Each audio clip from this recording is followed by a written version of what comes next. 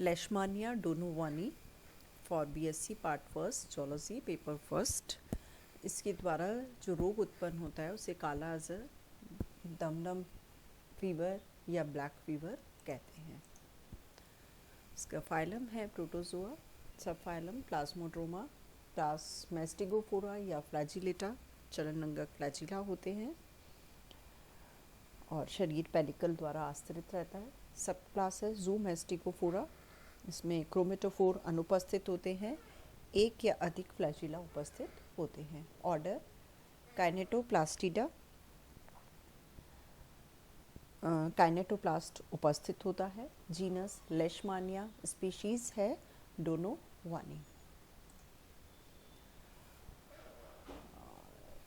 लेशमानिया genus सबसे पहले Ross नामक साइंटिस्ट ने 1903 में क्रिएट किया था और इसकी जो स्पीशीज़ है डोनोवानी, इसको रिपोर्ट किया था लेशमान ने और डोनोवन ने, इसलिए इसका नाम दिया गया है लेशमानिया डोनोवानी। यह मनुष्य को, कैटल्स को, डॉग, शीप, हॉर्स इत्यादि को इन्फेक्ट करता है और इसका जो वेक्टर है वो एक ब्लड सकिंग सैंडफ्लाइज है। जीनस इसका है फ्लीबोटोमस। ये इंट्रासेलुलर पैरासाइट है जो कि ब्लड की ल्यूकोसाइट्स में या लीवर और स्प्लीन की सेल्स में पाया जाता है। इसके द्वारा मलेरिया के समान डिजीज़ उत्पन्न होती है मनुष्य में, जिसे काला अजर, दमदम फीवर या ब्लैक फीवर कहते हैं। Habits and habitat. लेशमानिया मनुष्य की ल्यूकोसाइट्स, लीवर सेल्स, प्लीहा या स्प्लीन, बोन मैरो या लिम्फेटिक ग्लैंड्स की सेल्स में अंतराकोशिकीय या इंट्रासेलुलर पैरासाइट के रूप में पाया जाता है और ये रोग सैंडफ्लाई के काटने से फैलता है। ये है सैंडफ्लाई। यह परजीवी दो रूपों के अंदर पाया जाता है। पहला है लेशमानियल या एमेस्टिगोट फॉर्म और दूसरी है लेप्टोमोनाड या प्रोमेस्टिगोट फॉर्म। लेशमानियल फॉर्म, ये इसका डायग्राम है। ये कशेरुक पोषी वर्टिब्रेट होस्ट या मनुष्य के अंदर मिलता है और अंतराकोशिकीय है, ब्लड सेल्स में पाया जाता है। सूक्ष्मदर्शी है, अंडाकार या गोलाकार होता है। इसमें एक मध्य में या एक्सेंट्रिक न्यूक्लियस पाया जाता है। काइनेटोब्लास्ट और ब्लीफेरोब्लास्ट उपस्थित होता है। इनमें फ्लैजिला अनुपस्थित होता है और इसका डायमीटर 2 से 4 माइक्रोन होता है। दिस इज दूसरा है लेप्टोमोनाड या प्रोमेस्टिगोट फॉर्म। ये इनवर्टिब्रेट होस्ट या सैंडफ्लाई के अंदर मिलता है। ये वाला, ये और ये उसकी सैंडफ्लाई की मिडगट के अंदर पाया जाता है। ये लंबा तरकुरूपी होते हैं, बड़े। इसके अंदर एक बड़ा और मध्य में स्थित न्यूक्लियस पाया जाता है और काइनेटोब्लास्ट और ब्लीफेरोब्लास्ट स्थित होते हैं। ब्लीफेरोब्लास्ट से एक लंबा स्वतंत्र फ्लैजिला अग्र सिरे पर निकलता है। ये फ्लैजिला है। इसकी लंबाई 15 से 20 माइक्रोन होती है और इनकी चौड़ाई 1 से 2 माइक्रोन तक होती है। सेल मेम्ब्रेन पतली, लचीली, elastic, delicate, firm body covering, जिसे पेलिकल कहते हैं, पाई जाती है। ये शरीर को एक निश्चित शेप देती है। फ्लैजिलम लेशमानियल फॉर्म के अंदर फ्लैजिला नहीं पाया जाता है या ये बहुत अधिक रिड्यूस्ड होता है। ये साइटोप्लाज्म में एम्बेडेड रहता है। जबकि जो लेप्टोमोनाड फॉर्म है, जो कि सैंडफ्लाइड में पाया जाता है, वो यूनिफ्लैजिलेट है। उसमें एक फ्लैजिला मिलता है। ये फ्लैजिला लंबा और एक छोटे बेसल ग्रेन्यूल आधारी कण या ब्लीफेरोप्लास्ट जो कि अग्र सिरे पर स्थित होता है उसके द्वारा निकलता है। इस ब्लीफेरोप्लास्ट के पास में ही एक पैराबेसल बॉडी मिलती है जिसे काइनेटोप्लास्ट कहते हैं और इनके अंदर साइटोस्टोम या कोशिका मुख अनुपस्थित होता है। फ्लैजिला की संरचना किस तरह की है? 9+2 का अरेंजमेंट इसके अंदर पाया जाता है। साइटोप्लाज्म कलरलेस रंगहीन होता है, समांगी है और बाह्य एक्टोडर्म व आंतरिक एंडोडर्म बाह्य एक्टोप्लाज्म और भीतरी एंडोप्लाज्म में विभेदित रहता है। इलेक्ट्रॉन माइक्रोस्कोप से देखने से पता चलता है कि इसके अंदर microtubules, nucleus, blepharoplast, kinetoplast, Golgi bodies, mitochondria और वैक्यूल्स या रिक्तिकाएं भी पाई जाती है। इसमें न्यूक्लियस एक होता है, सिंगल, या तो शरीर के मध्य में पाया जाता है या एक तरफ परिधि की तरफ स्थित होता है, वेसिक्यूलर है और इसके अंदर स्पष्ट न्यूक्लियोलस पाया जाता है और ये एक डबल यूनिट मेम्ब्रेन जिसके अंदर छिद्र होते हैं उसके द्वारा कवर्ड रहता है। मेटाबॉलिज्म या उपापचय, न्यूट्रिशन या पोषण। लेशमानिया में मुख्य या साइटोस्टोम का अभाव होता है, अतः इसमें पोषण स्पोरोजोइक या मृतपोषी प्रकार का होता है जो कि परपोषी से अपनी जो शरीर भित्ति है उसके द्वारा अवशोषित किया जाता है। श्वसन में गैसियस एक्सचेंज या गैसों का आदान प्रदान और उत्सर्जन की क्रियाएं जो है, उत्सर्जी पदार्थों का निष्कासन सामान्य शरीर सतह से विसरण के द्वारा होता है। रिप्रोडक्शन या जनन, लैंगिक जनन अनुपस्थित होता है और अलैंगिक जनन हमेशा अनुदैर्ध्य द्विखंडन के द्वारा संपन्न किया जाता है। लाइफ साइकिल, ये डाइजेनेटिक है, एक द्विपोषी परजीवी है। मनुष्य या कुछ अन्य कशेरुकी इसके प्राथमिक या मुख्य परपोषी होते हैं।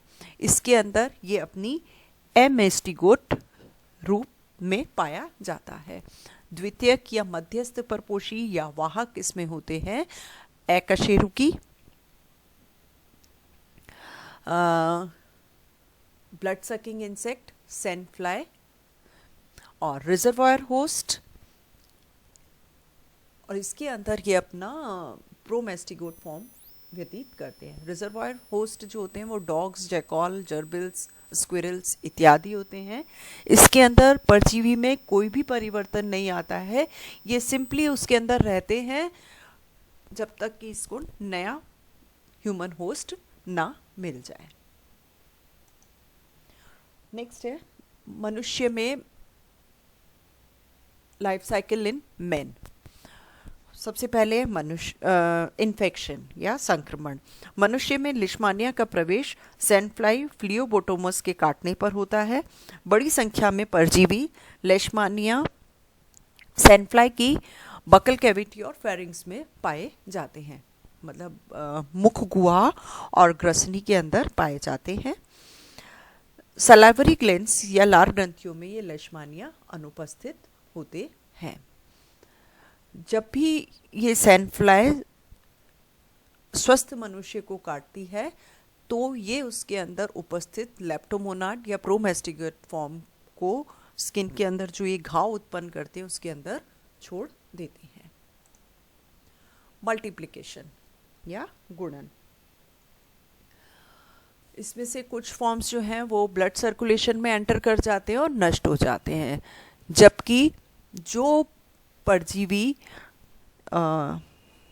यकृत, प्लीहा, अस्थि मज्जा, लिम्फ ग्लैंड्स के अंदर जाते हैं वो लेशमानियल या एमेस्टिगोट रूप में रूपांतरित हो जाते हैं और यहाँ पर फिर इनमें द्विखंडन के द्वारा ये मल्टीप्लाई होते हैं। इसके फलस्वरूप होस्ट सेल्स बहुत एनलार्ज हो जाती है। स्प्रेड ऑफ इन्फेक्शन, जब इन परजीवियों की संख्या 50 से 200 या इससे भी ज़्यादा हो जाती है तो पोषी कोशिका फट जाती है और ये परजीवी स्वतंत्र हो जाते हैं और अब इन्हें नई होस्ट कोशिका में ये प्रवेश कर जाते हैं और फिर से इनमें ये गुणन के द्वारा ये विभाजित होते हैं। कुछ एमेस्टिगोट जिन्हें न्यूट्रोफिल्स और मोनोसाइट्स द्वारा भक्षण कर लिया जाता है, और ये पैरासिटाइज्ड सेल्स जो हैं ये जनरल ब्लड सर्कुलेशन के अंदर घूमते रहते हैं और इन्फेक्शन का कारण बनते हैं। Life cycle in sand fly. Sand fly में पहले ये ट्रांसफ़र किस तरह से होते हैं। इन्फेक्टेड व्यक्ति का, संक्रमित व्यक्ति का रस चूसने पर एमेस्टिगोट रूप सैंड फ्लाई में प्रवेश कर जाते हैं।